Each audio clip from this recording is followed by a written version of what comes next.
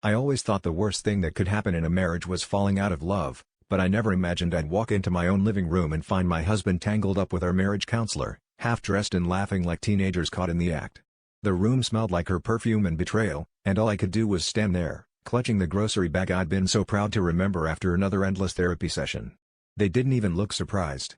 He just looked at me, mouth open, while she adjusted her blouse and tried to smooth things over with a rehearsed apology.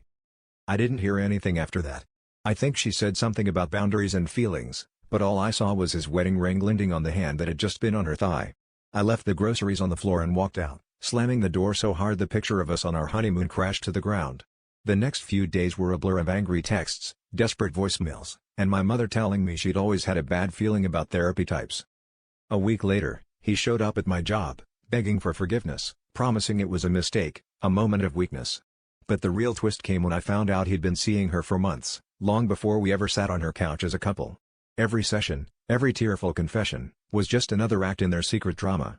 I confronted her at her office, and she had the nerve to say she was helping him explore his needs. I almost laughed, but all I could do was cry. The final blow wasn't his betrayal, or even hers, it was realizing that I'd spent so long trying to save a marriage that only existed in my head. The therapy, the apologies, the desperate hope that someone would fix us, it had all been a distraction from the truth I didn't want to face. I was more afraid of being alone than being lied to. And in that moment, I knew the real work I had to do was on myself, not on a broken marriage.